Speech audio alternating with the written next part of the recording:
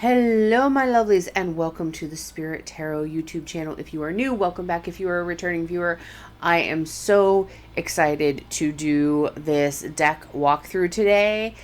I just can't even tell you. I know it is such a cliche that a pagan witch loves the movie Hocus Pocus. When I saw that this deck was being made, I knew I absolutely had to buy it because I am a huge Hocus Pocus fan. Now, I know I'm just going to give you a fair warning. We're going to take a look at this deck, but I can tell you right now that there's going to be a lot of people who are not going to be into this deck because it is a pip deck. This is by Insight Editions, which is the same company that did the Disney Villains Tarot, that did the Nightmare Before Christmas Tarot, that did the Alice in Wonderland Tarot, and did the Tarot del Toro. All of which are pip decks, and I know a lot of people were very upset about that. That's one of the reasons that I don't. I love the Disney Villains Tarot deck, the aesthetic. I like it as sort of a collector's item, but I don't read with it very often because it is a pip deck, and I tend to like fully illustrated decks, as do so many people. And I know that seems weird. If you know me as a reader, you know that I read playing cards, so it would seem like, why would I have an issue with pip decks? But when it comes to an honest-to-goodness tarot deck, I prefer them to be fully illustrated. I will say, though, that I have already taken a little peek at this deck, and even though it is a pip deck, I think they did the minors much better in this deck than they did in the Disney Villains deck or in the Tarot del Toro. So I do think that they are making progress with these decks, even though they are still pip decks. So it comes in this lovely little hard box. Let me show you the inside of this box because it's super cute. If I can get it open. There's, of course, a little ribbon to help you get your deck in and out, but there's the black flame candle in the box, and I thought that was a cute little touch. It's a nice sturdy box. I do like Insight Editions boxes. They are very sturdy. A great place to store your deck. It does come with this guidebook, which is for a guidebook on the chunky side for a little white book. I will tell you, however, they have done some strange things with this deck. If you're looking for spreads, there are a couple of spreads at the back of the book. Each card has a picture and then a little page about it, but they do not always stick to the traditional meanings.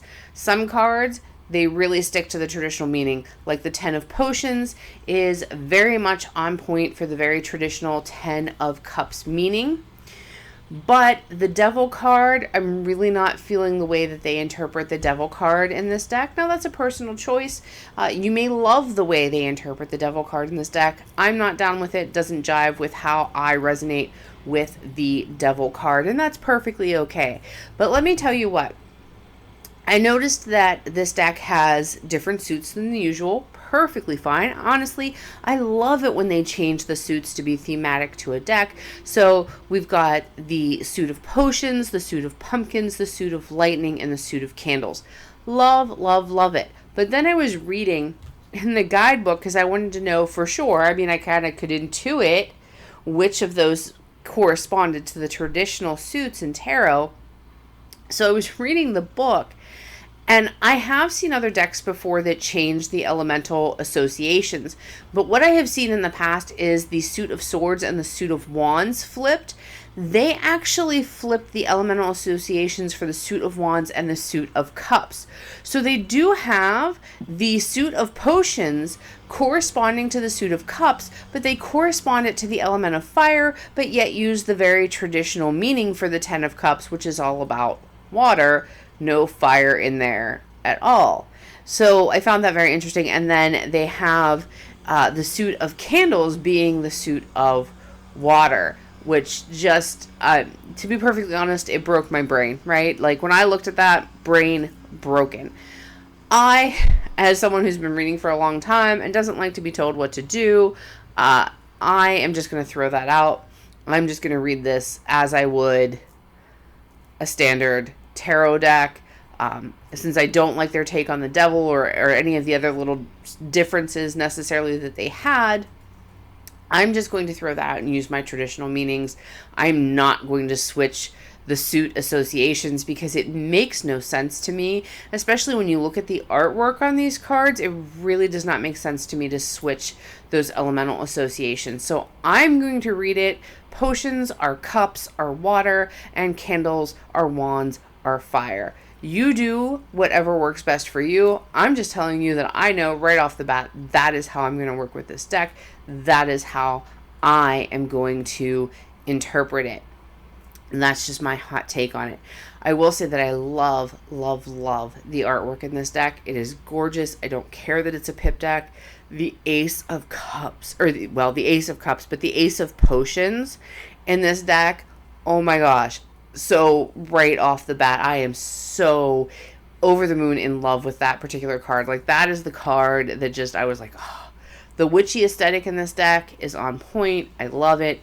I have not read with this deck yet, but I can't, like, as soon as I finish this video, I'm going to go start doing some readings with this deck because I'm so excited. But I wanted to basically just unbox it and do the video for you guys so that you can see it and look at it and love it, because I really think that for a pip deck, I think they really got it right. And like I said, with them changing the elemental associations, but the fact that it's a pip deck, the artwork really doesn't demand that you use the elemental associations that they have in the guidebook. So I'm going to use traditional associations, but you do you. And if you have this deck, or you're getting this deck, or you have gotten this deck since I've done the video, let me know what you think about it. Let me know what you think about the fact that candles are water and potions are fire. Let me know what you think. Let me know your thoughts, feelings, and how you're going to interpret the deck. But without any further ado, I'm going to clear away the box and the guidebook, and we're going to get into the actual cards.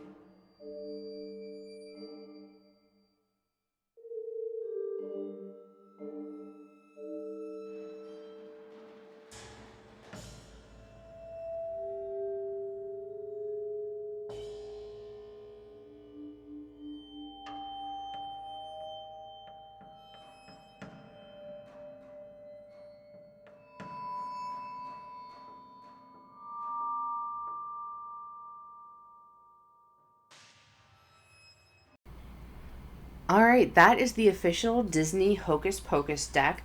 Let me know what you guys thought of it. Do you love it? Do you hate it? What do you think about it being a pip deck? What do you think about the chains and suits? All that. Talk to me in the comments. I love to hear from you all. If you enjoyed this video, this look at the Disney Hocus Pocus deck, then be sure to give this video a like because it really helps me out. If you are new to the channel and you have not yet subscribed, please do so because that helps me out so much more than you know. And until I see you in the next video, and the next video will be a yes/no using this deck. I know that it is July, but we are doing a Hocus Pocus Halloween themed yes/no video coming up the Friday after I am filming this video, so be sure to look for that. It will be a timeless tarot reading, so no matter when you find this flip through, if you'd like, you can go check out the yes/no reading once it is up. So let me know what y'all think, and until I see you in the next video, blessings to you wherever your journey finds you.